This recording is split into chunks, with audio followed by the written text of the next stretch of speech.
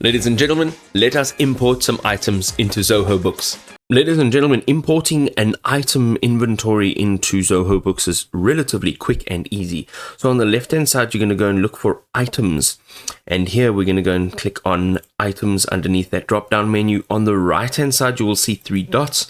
Here we're going to go and click on import items. Now, there's a few things that you need to know when importing, okay? First of all, the file that you're importing needs to be in a very specific format. It also needs to look the part. This will help you to map all of your fields in step 2 over here. So you'll have the opportunity to choose a file from your device. You can attach a file from your desktop, from a cloud service, or from your documents. The files can be in CSV, it can be in TSV or XLS format. Okay. Now, if you're uncertain of what your file should look like, go ahead and click on download a sample file. It will download this automatically to your device. Open it in Microsoft Excel and look at what it looks like. You can even delete the items and fill in your own items. So use it as a template. Now, when handling duplicates, you can see here that you can either skip them or overwrite them. And then the character encoding, you want to just leave it by default unless you really know what is going on here. But right now, this is the correct character encoding, which is based on the import file. Okay, so you'll have the option to import or export your file as a CSV-UTF-8 file, but CSV will work out just fine. So let's go ahead and click on choose file. So here we are, we've got our file. We're going to go down, and here we are going to go ahead and click on next.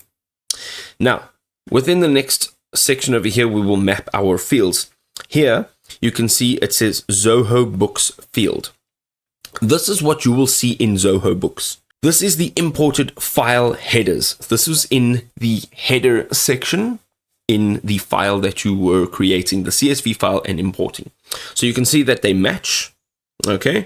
And what you want to do, after they've all matched, you can go ahead and you can click on next. Now you can also save these selections for use for your future imports. This means if you continue to use this sample template and add in your own information and your own items, you'll be able to continue to use this automated. Let's click on next. Here we are going to see it says 2 of 8 files already imported. So I've imported this already. So this is why it's showing this. But ultimately, it'll show you all items that will be imported. And you're going to go ahead and click on import now. If you go into items, you'll see a list here.